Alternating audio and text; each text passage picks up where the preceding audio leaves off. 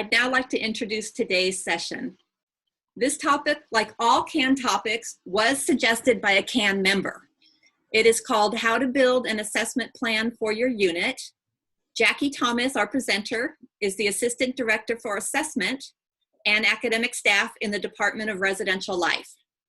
Jackie's a Cal grad who returned to Berkeley last year after working at sister UC campuses in the areas of assessment and student affairs. She has strong experience in departmental assessment, and I know we're all going to learn a lot from her presentation. So use the applause icon in your reactions to welcome Jackie. Take it away. Wonderful. Thank you so much, Katie. Hello, everyone. I am really excited to be here today. So today, yes, I am going to talk about how you can go about building an assessment plan for your unit or your department. This is going to be a very interactive session. So you are going to need the chat box about every other slide. So don't close the chat. Please situate your screen so that you can see the slides and the chat box. And once you've done that, if you have not already, thanks to everyone who has already done so, but if you have not done already, please go ahead and enter your name, role, and unit or department in the chat. And while you are doing that, I am going to go over the agenda for this session.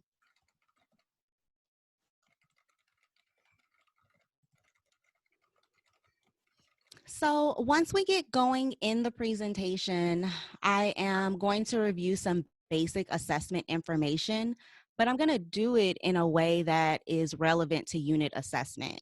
I'll talk about what assessment is, what an assessment cycle is, and what ethical considerations should take place before doing an assessment.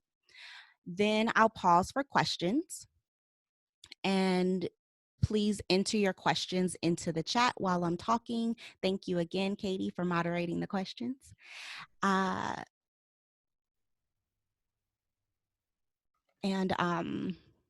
there, we're going to move into how to do a single assessment project, again, with an eye towards unit assessment. And finally, I'll spend the rest of my time with you today on how to do unit assessment and how to do it well.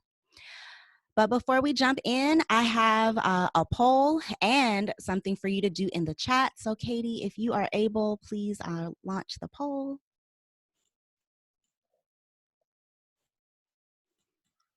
So the question is, how prepared do you feel to take on departmental assessment, with 1 being not prepared at all and 4 being very prepared?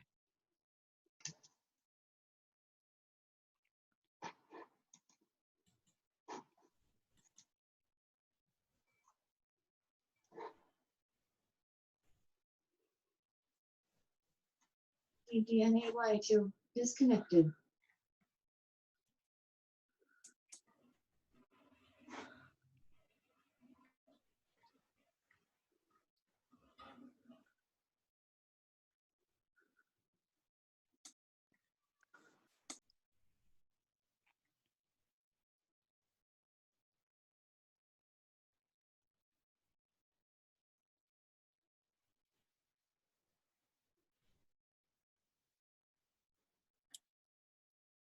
"40 people have responded." Mm-hmm.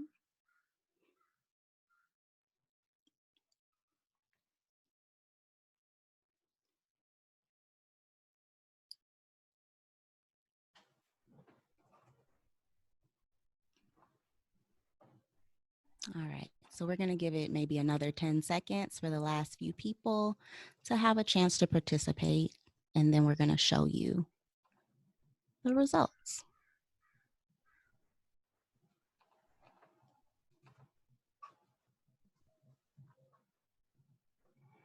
All right.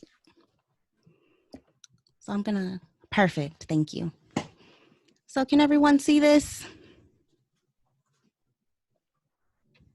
There we go. Now you should be able to see. So we're mostly in the middle, it looks like. Some people have some feelings of preparation, and some people have kind of a lot of feelings of preparation, but it seems like everyone is here looking to hopefully leave more prepared. And that is also my goal.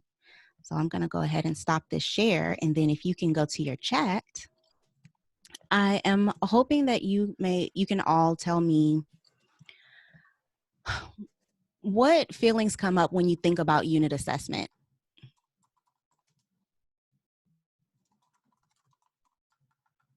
And you can just put in, one or two words, or if there's a phrase, go for it. But what feelings come up when you think about unit assessment? See some chaos, frustration, accountability, daunting, critique, more accountability, important. It will take a lot of time. Oh yes, it can. Huge project, demonstrating value. Yes. Opportunity if done well. Being judged a failure. Yeah. That's definitely a reason people avoid assessment sometimes. Numbers and data being more important than qualitative feedback. We're going to talk more about that in October. Transparency, oversight.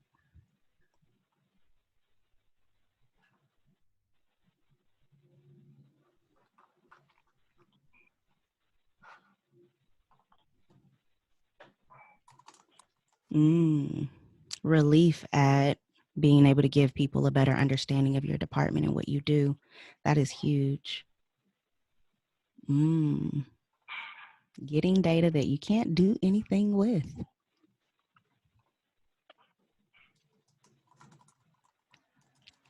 I'm going to give just another 10 seconds.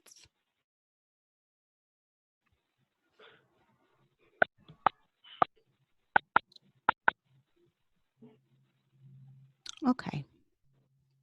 So and what data points to measure? Yeah, that's definitely what we're going to talk about today.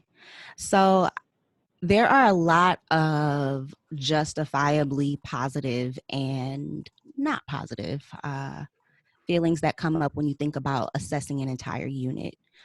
Sometimes accountability is exactly what individuals want. Other times that is not the case. People feel like they're going to be judged a failure, or the data is going to come out to show that they're not doing a good job, in spite of the fact that people on this campus work extremely hard, right? So there are a lot of justifiable feelings about unit assessment. And I think that of course, I say this as an assessment person, right? But the way to address those feelings is to be more involved with the process, to be as involved as possible with the process, and to participate when the person doing the assessment or the committee, hopefully doing the unit assessment, are asking for feedback and offering feedback, even if maybe they're not.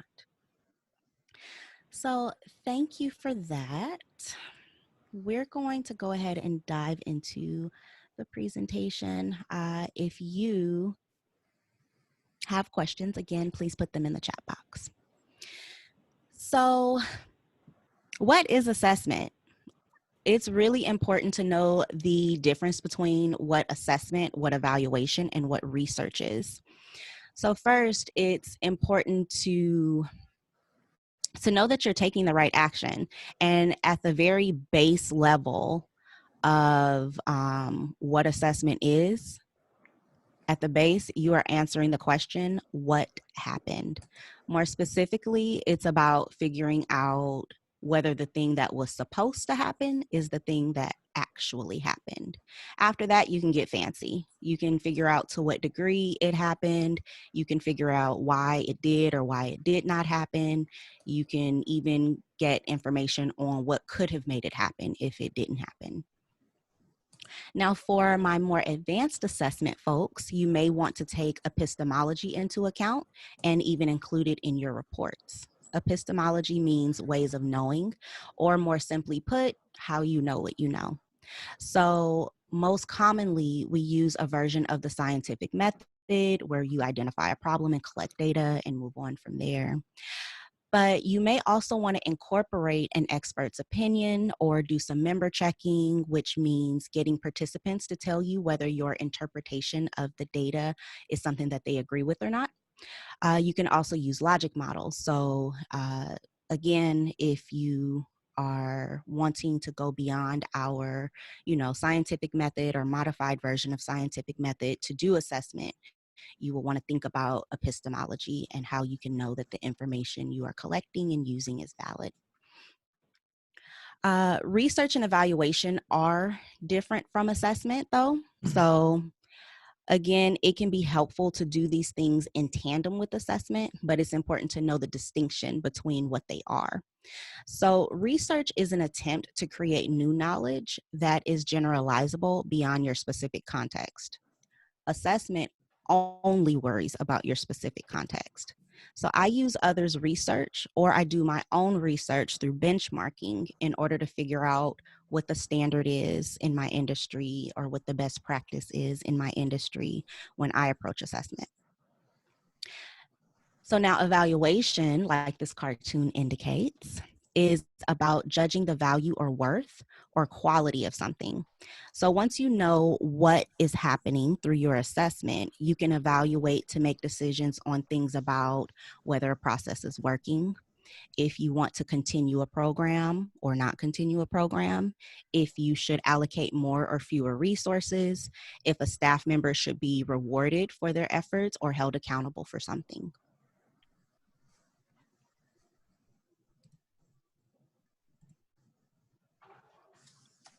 Typically, assessment is done in cycles, and that can be done yearly, semesterly, monthly, or in some other amount of time that you deem appropriate. Cycles are used as a means for continuous improvement and for making sure that you are comparing apples to apples. For example, you don't want to compare spring usage to summer usage of your services without taking into consideration that there are usually fewer students on the campus during the summer, right? So you want to be comparing apples to apples, not apples to oranges.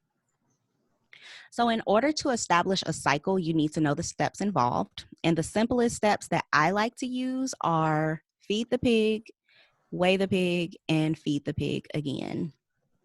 This helps me keep my attention focused on the main goal of my assessment.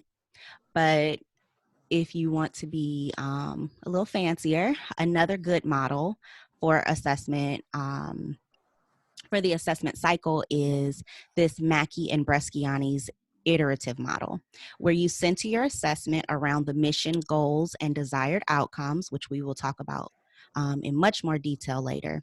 And then once you've centered your assessment around these things, you are going to follow these steps of gathering data and using the data to improve how you do things.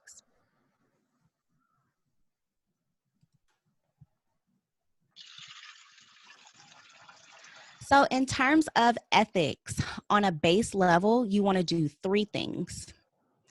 First, you want to use the data you already have, and you only want to go out and collect data that you plan to use. It is unethical to collect data and have your participants stop what they're doing to give you information if you don't have any intention on using it. And just being curious is really not really a good enough reason to collect a bunch of data. You want to do more than be curious. You want to, be sure that you understand what's happening, that you are ready, that you have what you need in order to make good decisions in terms of evaluation, et cetera, et cetera. So use what you already have. And then if you need additional data, you go to your participants or different stakeholders and get that data.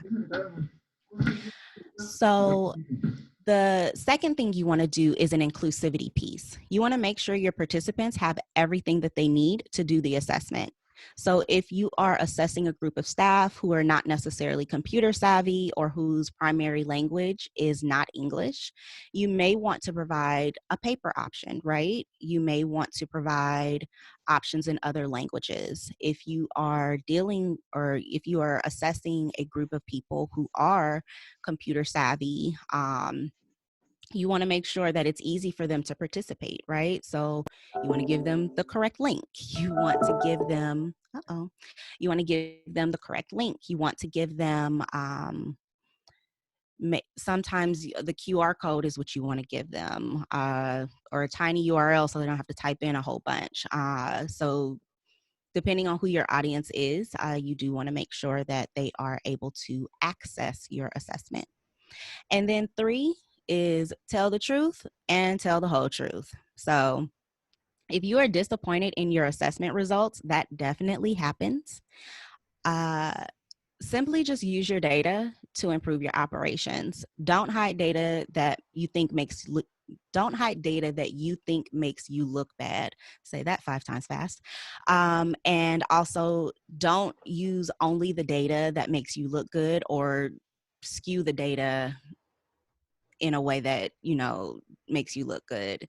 The data's the data. Just tell the truth. And if there are places for improvement, you are assessing something important, hopefully. So it's important not to run away from the bad and towards the good. So some other considerations about ethics are constructing your assessment instruments so that,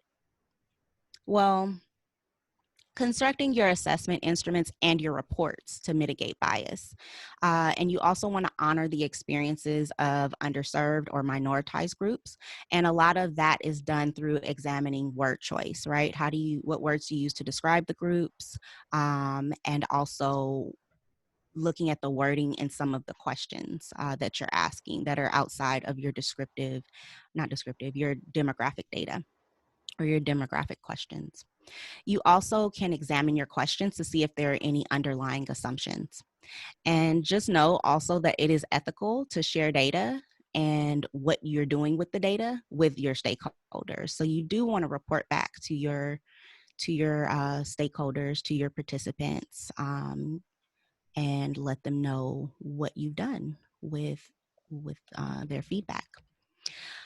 And then on a more advanced level, you may want to consider how your approach to assessment is affected by your own identities or life experiences, and then make necessary adjustments if there are any. And typically that is done by bringing others into the process. And you may also want to consider whether you've constructed your assessment in a way that tells you who is being included and who is not being included in your process and your services and what it is that your unit is doing. So there is a podcast which I've referenced on the reference slide called Socially Just Assessment. Yeah, that's right. Socially Just Assessment podcast. And they're in episode 2, there's a woman speaking. Her name is Krista Prince from the University of North Carolina. She studies critical theory, and she challenges in that episode this widely accepted idea that the only correct way to do assessment is to be objective and detached and value-free. She says that this is problematic if you desire for your assessment to have an inclusion or social justice lens.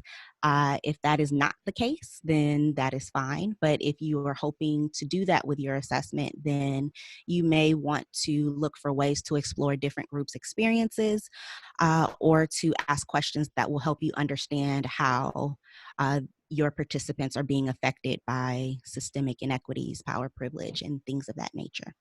So I just wanted to offer that, and you can see that, you can see the link to the podcast in the references page. So I'm going to stop and see if you have any questions. Is there anything? Any questions so far? I don't see any in the chat. Repeat the name of the podcast. It is called, let me make sure I say this correctly. It is called Socially Just Assessment Podcast.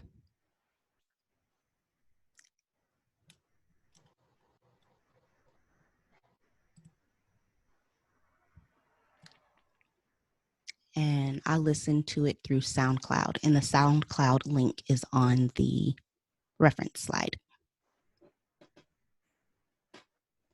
All right. I'm going to give it just a few more seconds, and then,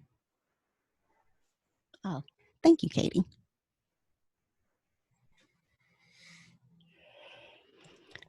Um, I didn't get through all of Krista Prince's episode.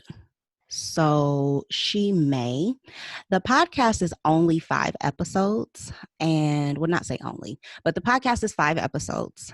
And from there, they stopped production, and each episode has a theme. So that theme, the theme for that particular episode was critical theory and how to use it in assessment. The other episodes were on, I'm drawing a blank. Let's see. I have my SoundCloud right here, but it's a really good podcast. And that's not SoundCloud. Oh, perfect. Thank you. But I didn't get through all of that episode yet.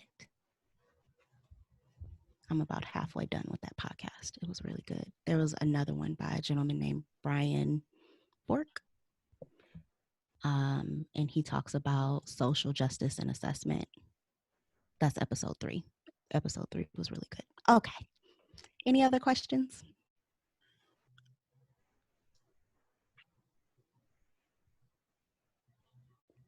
All right. Well, hearing none, we will move forward. And if you come up with any questions, please just put them in the chat. All right. So let's talk about approaching a single assessment project. So there are multiple ways you can go about doing this. And on this slide, I have 2 lists. On the right, there is a list of 11 assessment planning steps from a course that I took. And on the, nope, that's the left. Let me start over. So on the left is the list of 11 assessment planning steps from a course that I took. On the right is a worksheet that is provided in the book called Student Affairs Assessment Theory to Practice. And there's information about both of these on the reference slide. So I'm going to ask you to read through these in a moment. This is where we're about to start getting very interactive. But first, I just want to highly recommend that you use one of these or combine the 2 or create your own system so that you are sure not to forget to do something important. There is nothing worse than sitting down to write an assessment report and realizing that something is wrong with your data. If you have ever been in this situation, I know I have, you could set out to assess ABC and realize you've only asked questions about X, Y, and Z, right? You can also find out that you might not have permission to even share the data the way you assumed you would, and that puts a monkey wrench in your plans. So, a lot of things can happen when you skip steps. So again, I highly recommend that you select a system. So I am going to give you 3 or 4 minutes to read both of these lists. And when you are done, please go to the chat and tell me which steps you feel most comfortable with and which steps you feel least comfortable with. Go for it.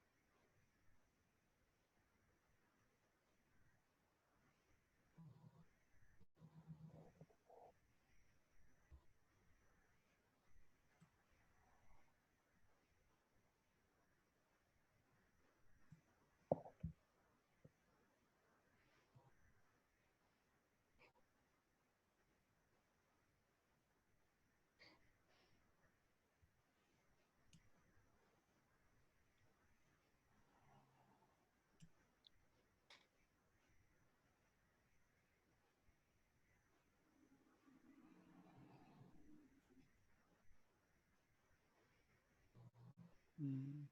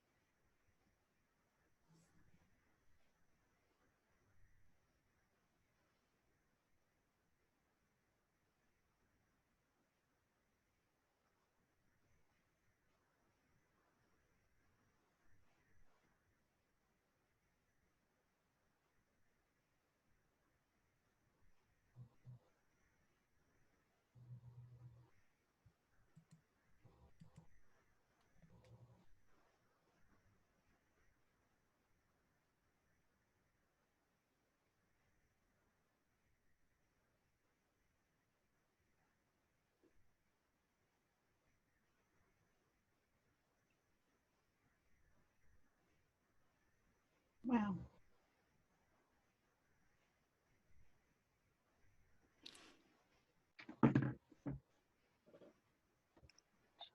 Post.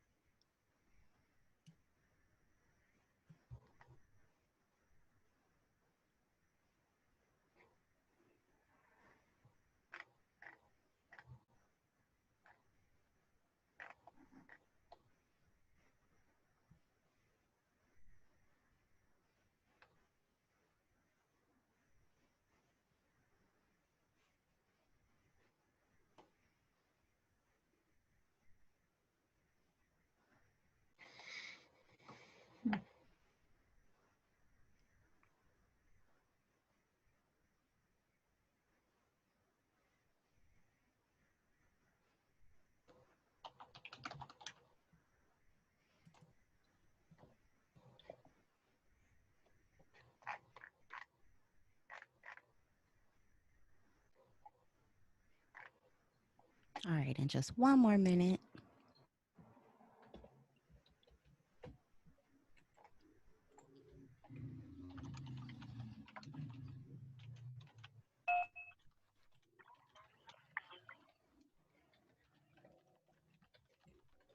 Thank you for here.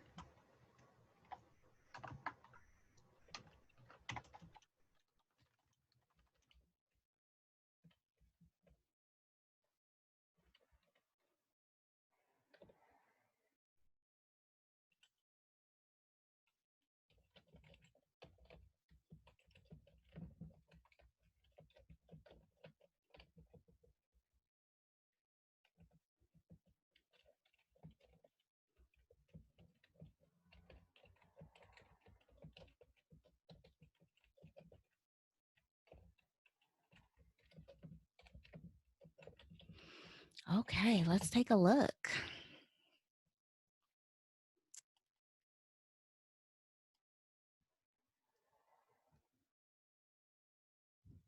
So it seems like by far we are most comfortable. Can you see it? Do you see the slide or do you see the chat on your screens? You just see the slides, right? We see the slides. Okay, cool. Then I will not scroll and act as if you can see what I'm scrolling through. But I'm looking at the chat and it looks like by far we are most comfortable with identifying the purpose of assessment, which is actually a huge and important step. So that is good. And what are some other things that we are comfortable with?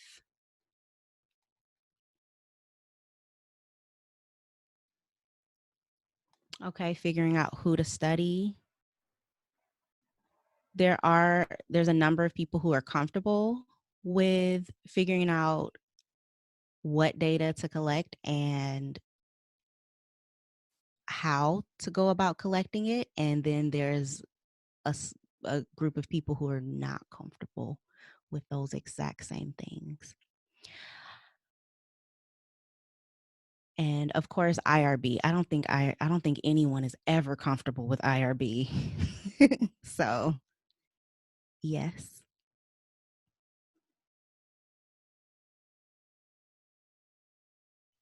Okay.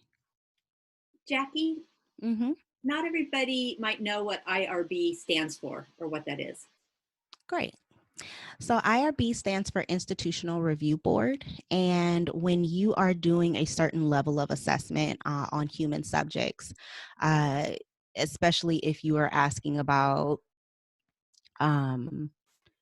usually when you're doing research, right? So especially if you're asking about like anything that would bring up a traumatic experience, you definitely need to go through IRB. If you are working with children and you want to do research and gather data from children, you pretty much always have to go through IRB. And then most research projects, those of us who have been through doctoral programs know you usually have to go through IRB if you are going to be collecting data in order to do research and create new knowledge. Okay. So yes, again, when you've gotten to the point where where you're sending something to IRB, it's usually a situation where you've put a lot of work into the project already, and you're going to get permission to move forward with your project or not. And that can be nerve-wracking, those of us who have been through it, because you may have to go back to the drawing board, or you may have to make tweaks, or you may be fine. You never know which one it is until you hear back from them. Okay. I'm going to move forward, but thank you for participating. And if I am able to incorporate, I think that what I'm going to be talking about moving forward should address some of this. So give me 1 second to get back.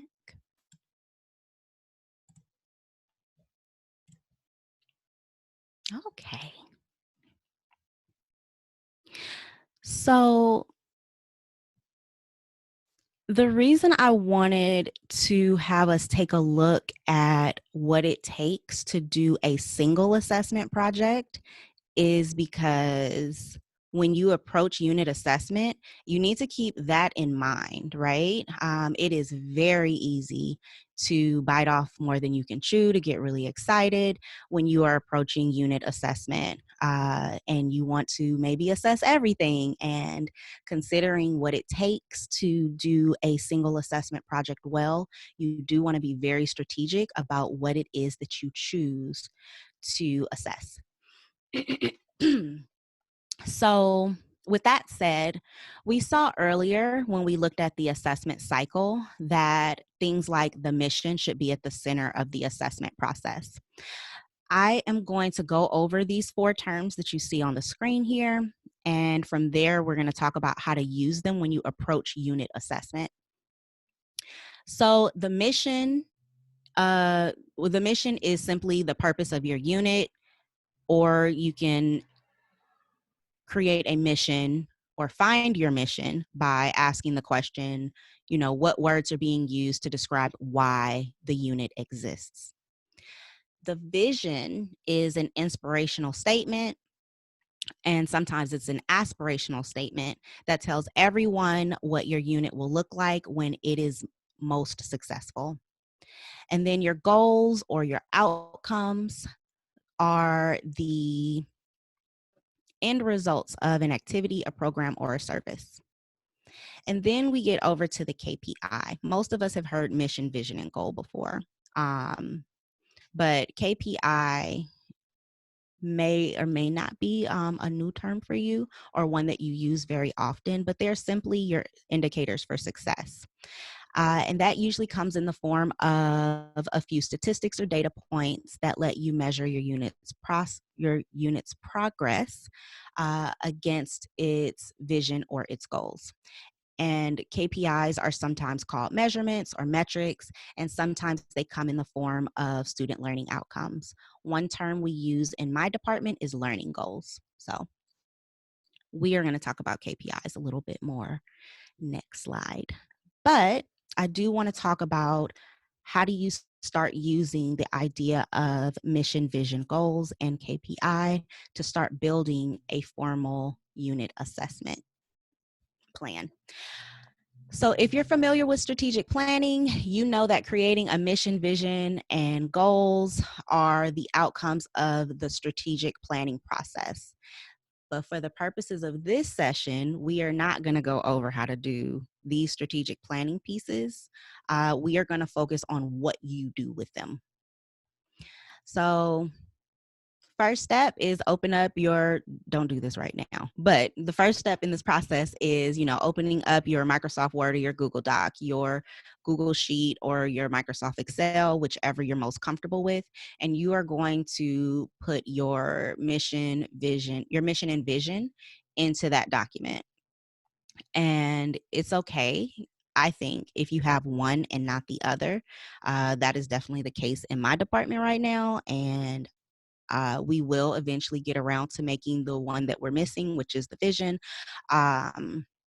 but I feel comfortable because our mission is very well written with moving forward with creating a plan.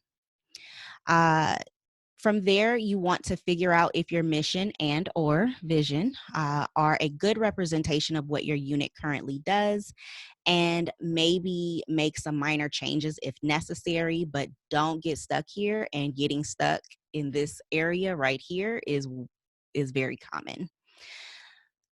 When you're looking to make any tweaks to your mission or vision, be sure that you consider the mission or vision for your larger division, the mission or vision or strategic plan for UC Berkeley as a whole. And there may also be relevant things that the entire UC system is asking for from departments or units like yours, depending on what it is that you're doing. So you want to make sure that your mission or vision speak to the larger organization that you're a part of. And we'll come back to alignment in a little bit, but just know that at this first step, you do want to consider how your mission and vision, and eventually the goals and KPIs that you create are going to align with your larger organization, however you plug into them. So once you've done that piece, you're ready to make a list of all of your major services and processes. For example, in residential life, we have nighttime on-call services, which we call duty, where we handle anything that comes our way, from 8 p.m. lockouts to 3 a.m. medical emergencies. We offer a conduct process. We have follow-up procedures for distressed students who may be struggling because they didn't get into the major that they had, they'd always dreamed of, or they may be having mental health challenges and considering things like suicide, or we may have concerns that they may become violent to the community. So there's all of those high touch pieces and high touch services that we provide. And in addition to that, we have over 1,000 events that we offer to our residents so that they can attend. We offer tutoring. We hire and train over 200 students every year. And we have like family housing where we offer after school camps for the kids that live there. And the list goes on and on. Residential life is a huge operation, a big department, and we have several units within it, but you get my point, right? Like I have to go through once I am looking at my department's big mission or my department's mission statement and parse out what the major services that we provide to our students are, or to other departments. And then from there, I'm ready to figure out some other things. Is this making sense so far? I see some head nods. Okay, we're good. Okay, I know that was a lot. So once you have your major services listed or your major processes listed, you should determine if you already have goals and KPIs for them. And if you do, you want to determine if that needs to be modified at all. If they don't exist, you might need to create them. And I say might because you may not need to create goals and KPIs for every one of your major services or your major processes right away. And we'll talk about that a little bit later too. So you will want to prioritize and do chunks at a time, and that can be determined through alignment with strategic plans and your larger organization. My best advice is to keep it simple to start and then to get fancy after you have some success, because it is very easy to get overwhelmed and to move on to anything else that's, not assessment when this starts to get difficult. So I am going to give you 3 minutes to jot down on your own paper. Don't put this in the chat yet. We're going to build up to something else. But I'm going to give you about 3 minutes to jot down on your paper a list of major services and processes that your unit provides. Again, don't do anything with it yet. We're going to do it in a second. We're going to use it in a second. And I see a question on how do you determine how granular you get? And I'm assuming that's it with respect to listing your major services. That's really up to you. So I'll give you an example. So for our conduct process in residential life, where students choose behaviors outside of our community standards, for our conduct process, there are three different ways that the students can participate in that process. So they can meet with one of our professional staff, and this usually depends on how egregious the thing is. But they can meet with one of our professional staff. They can do a restorative justice exercise, or they can meet with a peer review board, which are other residents, and the board determines like whether they believe they did the thing and what the student needs to do to restore the community. When I approach the assessment for residential life conduct, I'm not going down that granular to figure out how those different pieces are working. I am looking at the overall process, right? So regardless of which way the resident gets involved with our conduct process, what are the overall things that I need them to walk away from that process with? Does that help at all? I see some head nods, but okay, yes, wonderful. So yes, go ahead. I'm going to give you a couple more minutes to go ahead and make your list of the major things that your unit does. And again, residential life has many units, so I know I listed like 8. You may have like 3 or 4, and I've had 3 or 4 in past positions. It's just residential life is huge right now.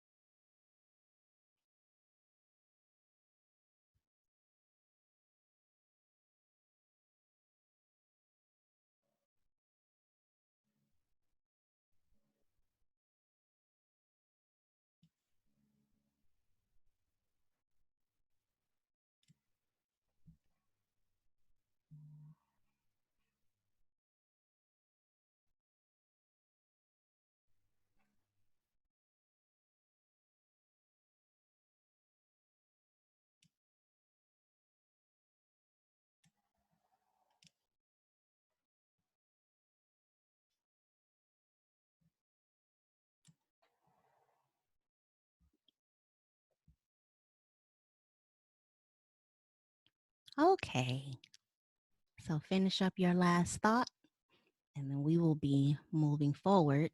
But hold on to that list because you are going to use it in just a moment.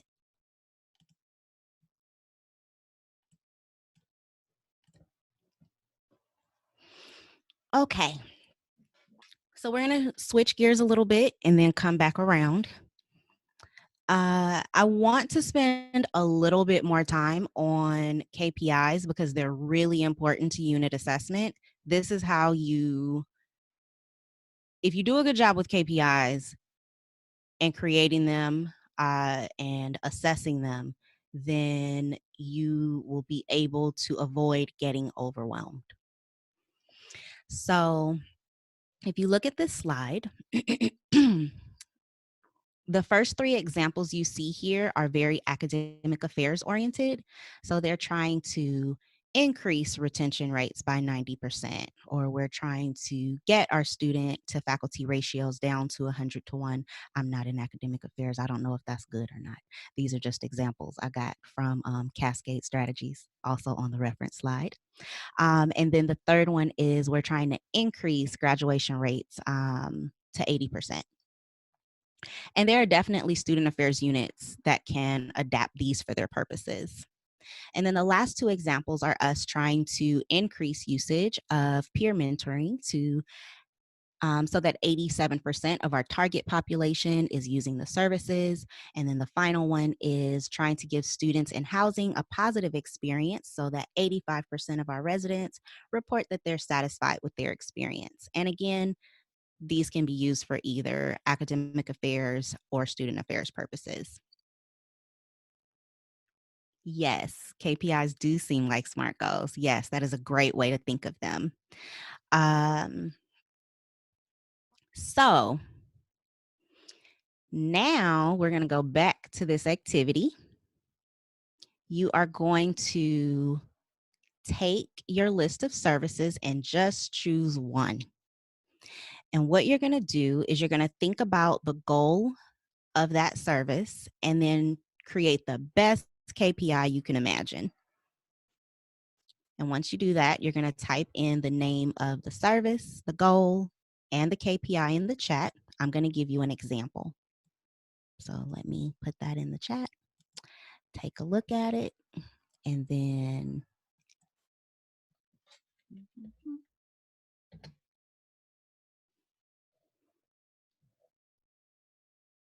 there we go. So I've listed my service, I've listed the goal, and then I have a KPI.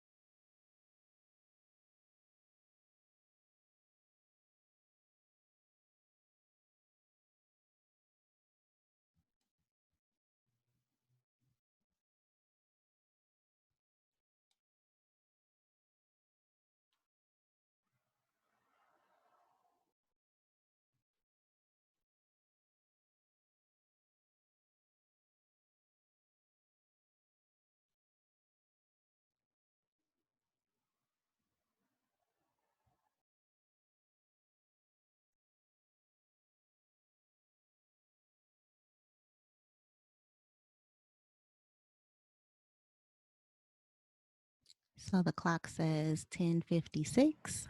Gonna give a couple more minutes because I know this takes a lot of brain power.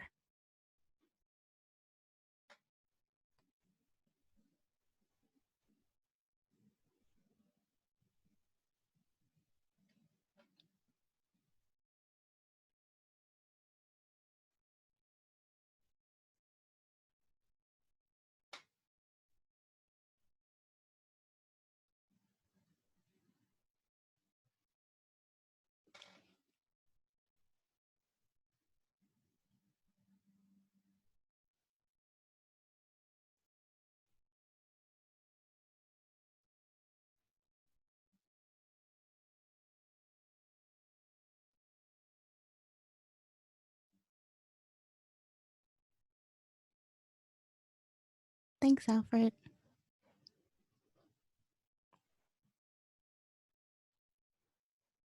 And then Astrid, is there an ideal date that you could imagine?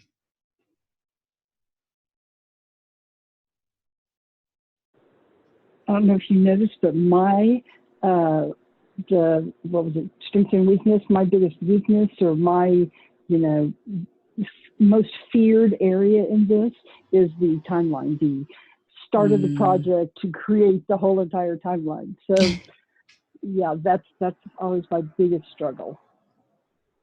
That's completely understandable, especially when you're trying to get a paper published, because there's so many parts to that process that are not up to you, right?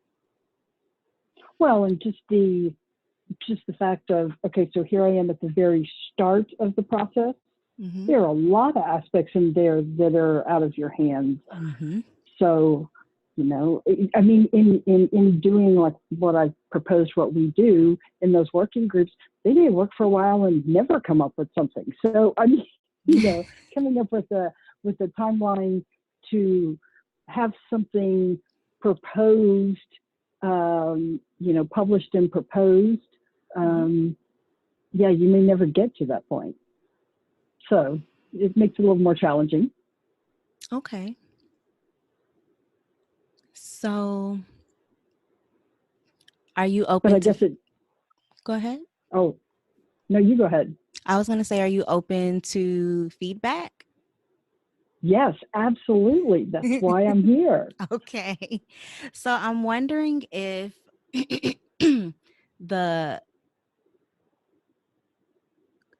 the KPI and the goal could maybe be combined to create, one super goal.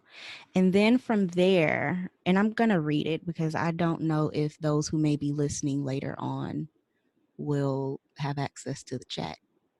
But anyways, right. So your service is determine a disease drug development process that can be streamlined. The goal is to have a working group that will create a new process that adheres to all of the regulations and is optimum for all parties. And then the KPI is a paper published and a new process proposed to applicable regulatory agency or pharma company. That is huge, right? Huge and important work. And I'm wondering if you may want to break this up a little bit more. And again, I don't know your industry. Well,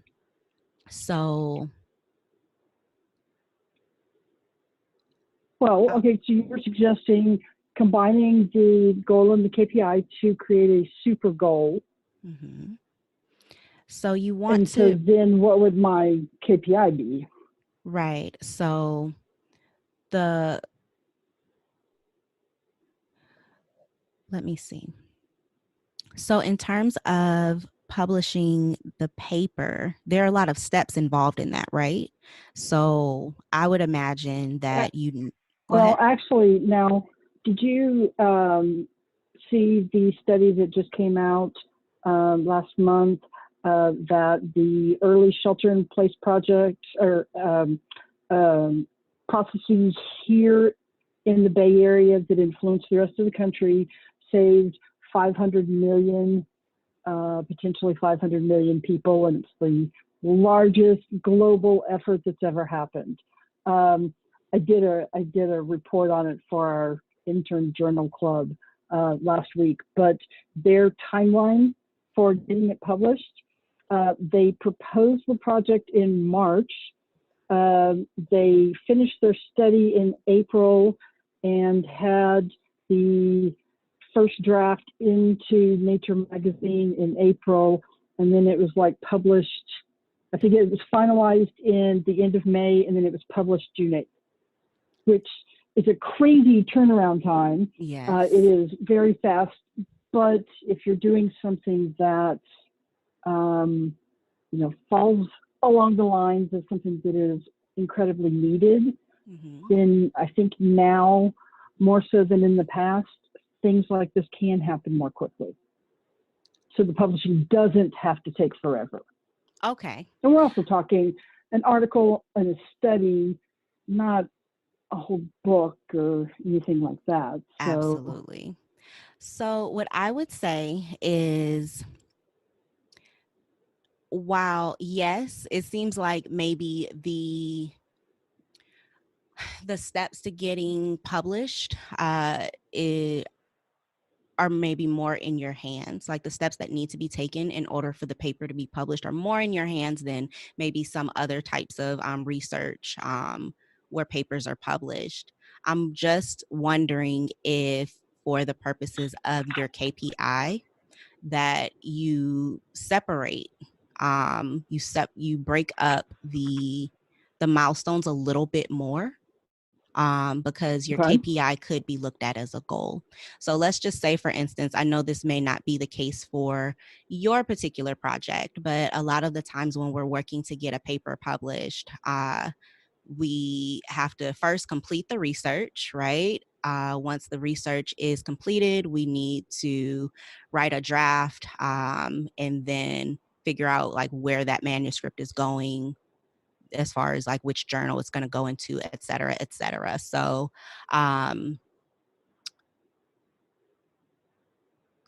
considering the fact that your field and your project is very specialized,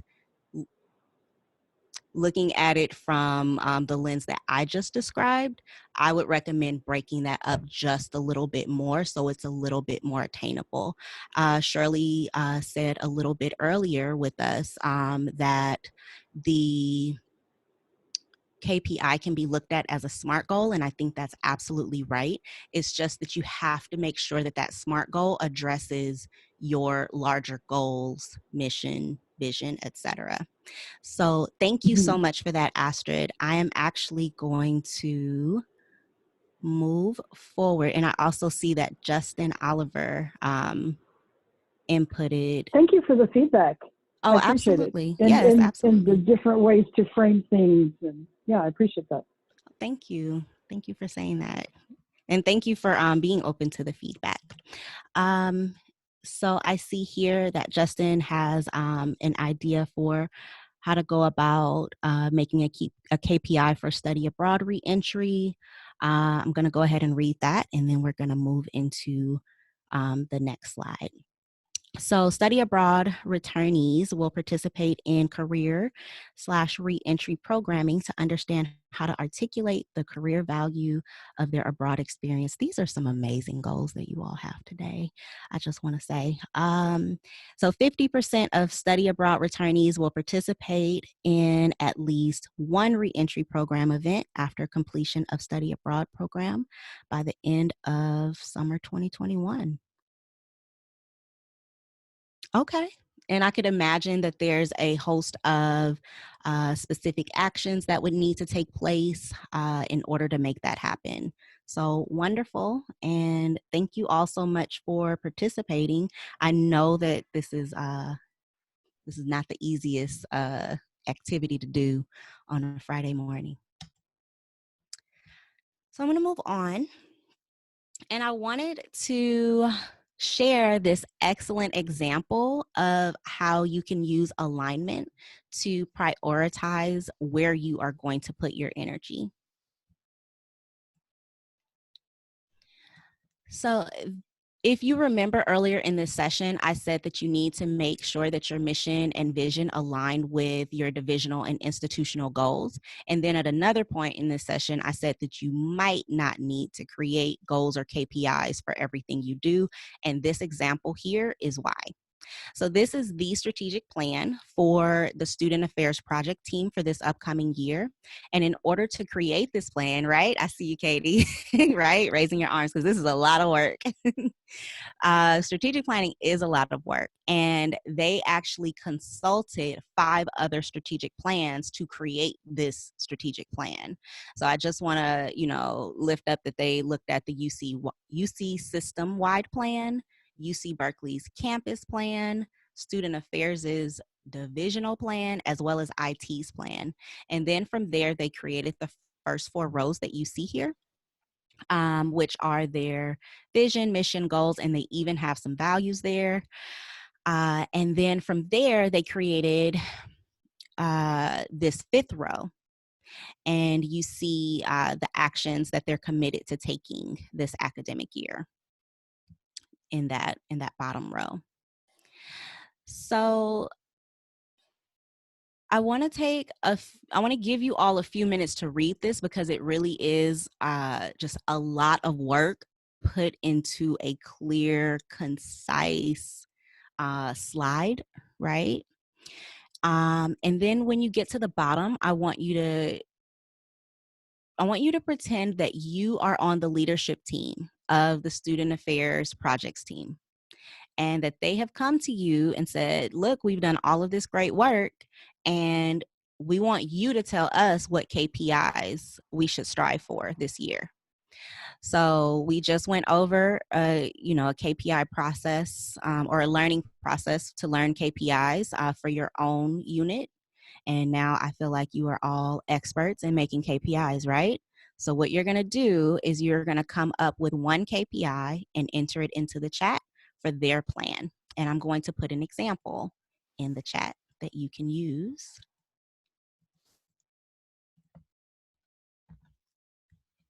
And then I will go ahead and give you a few minutes to go ahead and read this and come up with your own KPI that they may be able to move forward with.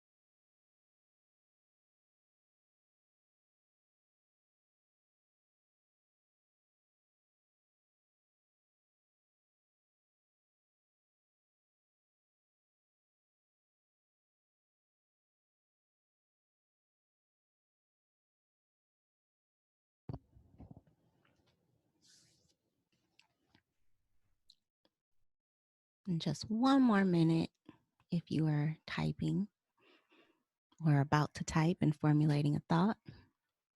Go ahead and put it in the chat.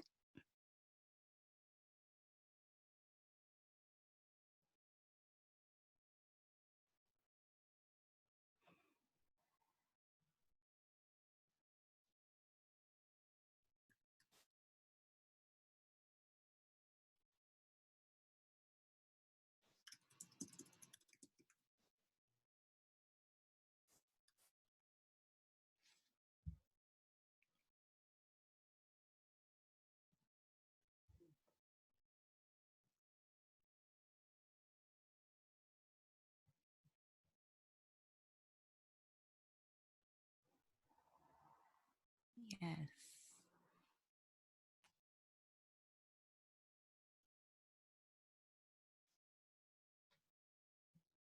Wonderful. Okay, so here are the ideas we have for the projects team. Oh, thank you. So we want to have a revised intake process in order to process COVID projects within 24 hours. That's very measurable. Let's see. We'll come back to that in just a minute. Create and publish a monthly newsletter to share the stakeholder story utilizing SA comms platforms or SA communications platforms. Okay.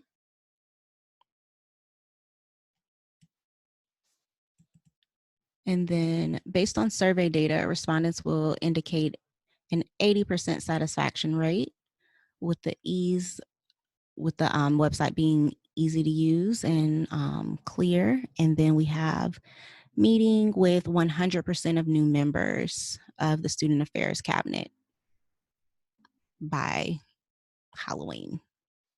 So those are good. I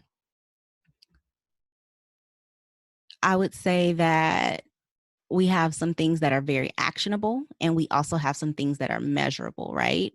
And we have some things that are more about the measurement than the action, and some things that are more about the action than the measurement. If we're looking at, some of us, we have, a percentage in there, and some of us have something like a product that we're producing, like a monthly newsletter. So thank you for participating.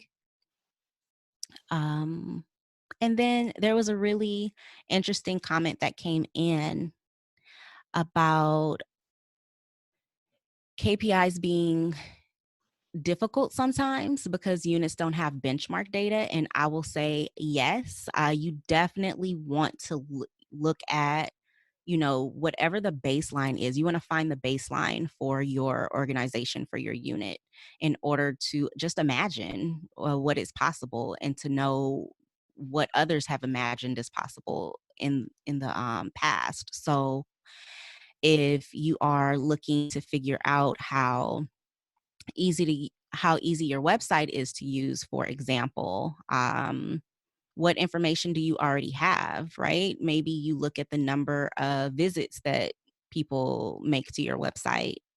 Maybe you look at, I don't know what all is possible because I don't do website development, but maybe you can figure out how many times people click on certain links on your website to determine if it's been useful and easy to use. So you may actually be able to pull some baseline data to see what is possible to measure and what is maybe easiest to measure as well. Because again, we want to keep this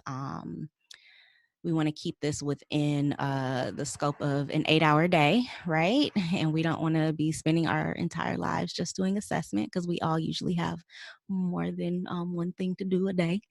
But yeah, so those are things you want to take into consideration. You definitely want to get that baseline data and benchmark with other units that are similar to yours and institutions, et cetera, et cetera. So thank you. I'm going to move forward. Thank you for all of your participation in those activities. We have one more like poll to do, but all of the things that take all of that brain power are done.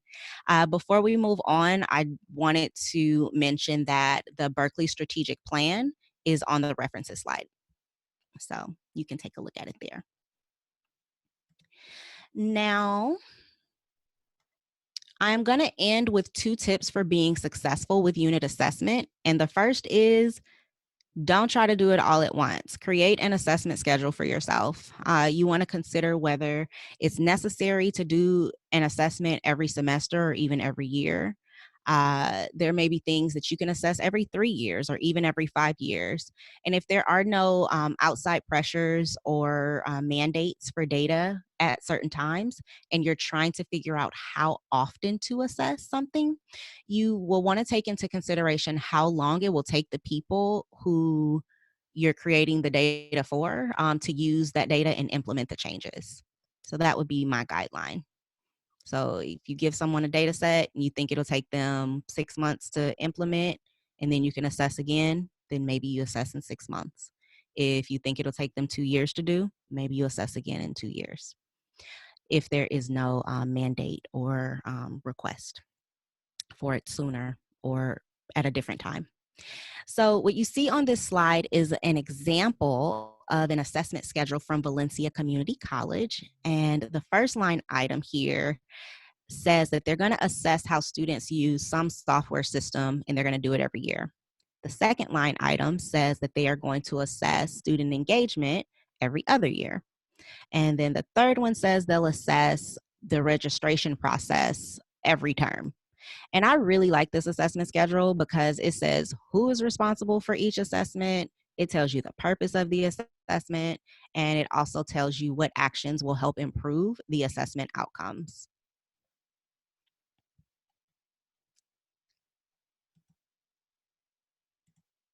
All right. And then another thing you can do, this is the second tip, to be successful with unit assessment is building a culture of assessment. So you can do this by showing the value of continuous improvement, which means you can give people timely assessment reports. When people do something and they get their feedback right away, they are usually really interested in that feedback. So timely assessment can be really helpful to making people excited about doing assessment. You also can celebrate the successes when people, you can celebrate the successes when you either meet or make progress toward a goal. You can celebrate people's efforts when they contribute to a goal or help you with assessment. So there's a lot of celebrations that can happen, and it really could just come in the form of just saying like thank you in a office-wide email or something like that. Another thing you can do to build a culture of assessment is build assessment capacity by teaching people how to do assessment. People can be unenthusiastic, to say the least, about doing things like assessment when they don't know how to do them. And that's typically what I find is the reason. Sometimes people don't even know the things that they're doing is assessment, and they just need some encouragement and a little celebration. So here are the references and resources as promised. And then Katie, if you can launch that final poll.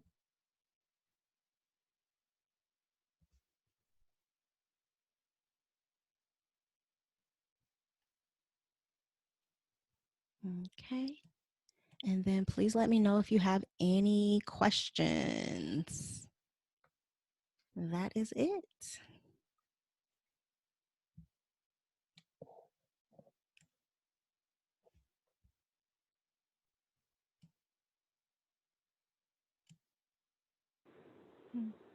Could you go back to the resource slide?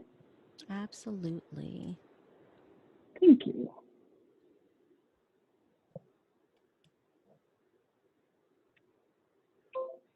And then feel free to unmute and ask any questions that you have.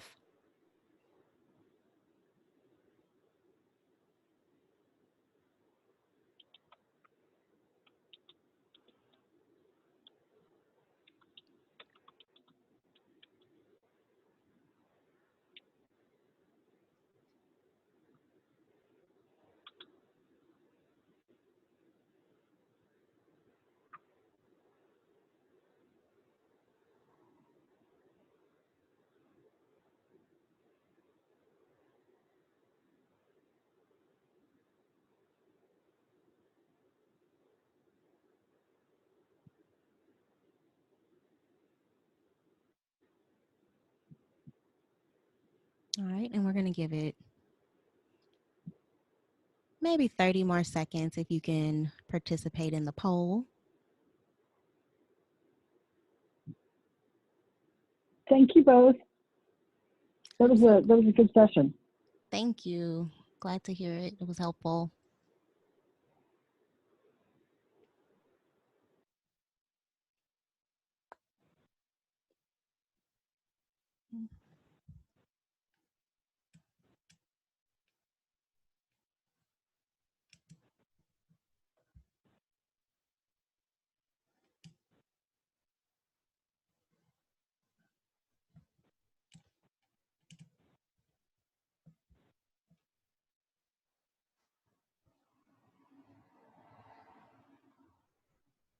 All right.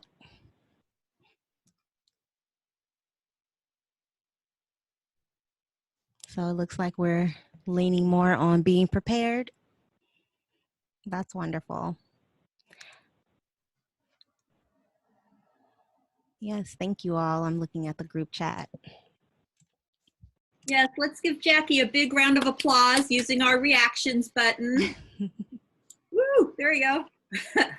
This was a really great presentation, Jackie. Thank you so much.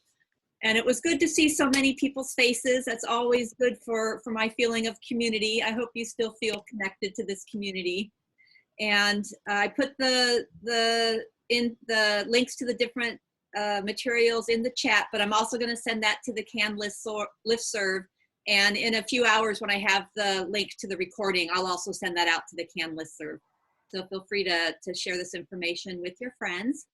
And thank you very much for coming. And I hope you and your family are safe and well, and that you have a great weekend. Thank you. And if you want to hang on and ask Jackie questions, that's fine. We're going to hang out for a bit. Take care.